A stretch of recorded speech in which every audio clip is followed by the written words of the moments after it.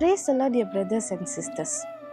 ஒரு 16,000 பேர் உங்களை சுற்றி நிற்கிறப்ப உங்களுக்கு எப்படி இருக்கும்? கொஞ்சம் யோசிச்சு பாருங்க. அந்த 16,000 பேரும் உங்களை எதிர்கொண்டு வரப்ப உங்களால் என்ன செய்ய முடியும்? நம்மளால எதுவும் செய்ய முடியாதுல்ல.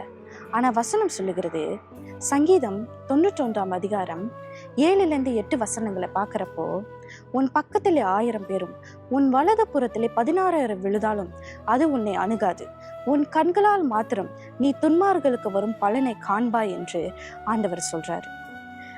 உங்க பக்கத்துல கர்த்தர் இருக்கிறப்ப உங்களை யாரும் எதிர்க்க முடியாது.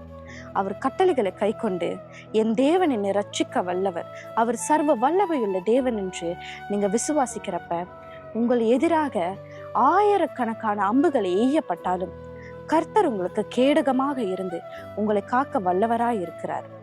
விசுவாசிங்க, அவரை நம்பி இருங்க. அவர் உங்களுக்கு கேடகமாக இருந்து எல்லா சூழ்நிலையிலும் உங்களை தப்புவிப்பார் என்று நானும் விசுவாசிக்கிறேன். நீங்கள் விசுவாசித்து ஜெபத்தில் ஒப்பு கொடுங்க. அவர் உங்களை காக்க வல்லவர். தேங்க்யூ. God bless you.